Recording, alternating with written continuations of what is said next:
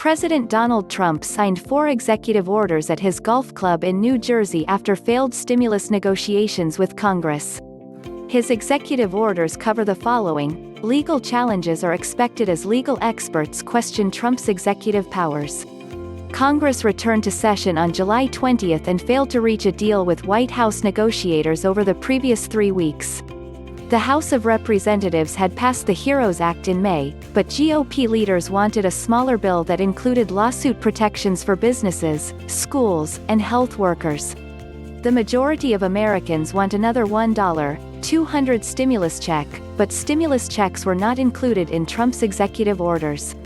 As a result, it is expected that Congress will continue to work to find common ground and try to pass a bill that includes direct payments. Millions of Americans are still unemployed or are facing reduced hours as a result of the continued spread of COVID-19. The eviction moratorium provided by the CARES Act expired on July 24 and put millions of renters and homeowners at risk of eviction.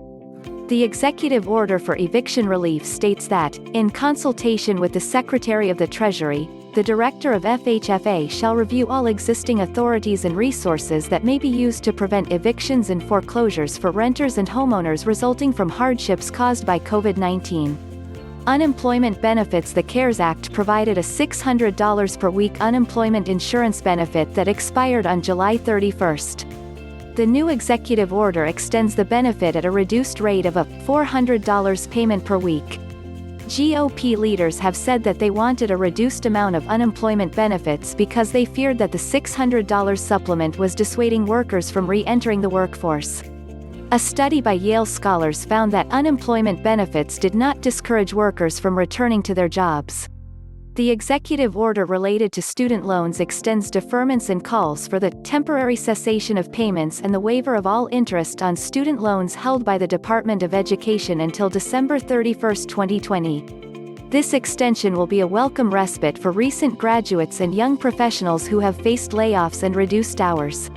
Young adults are more likely to work hospitality and retail jobs. Both sectors have seen staggering rates of layoffs and closures. Trump has pushed for a cut to the payroll tax for several weeks. Opponents of the measure say that efforts should be focused on helping those who have lost their jobs and that reducing government revenues is counterproductive.